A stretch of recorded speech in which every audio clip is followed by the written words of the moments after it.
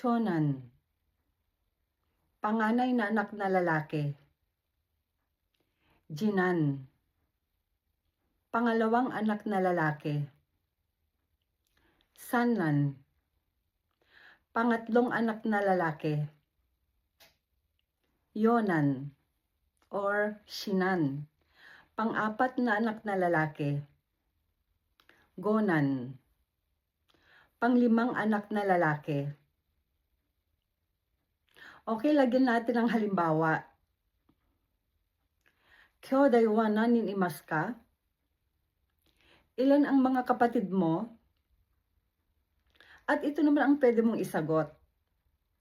Kyodai wa 3 ite, watashi wa ichiban ue desu.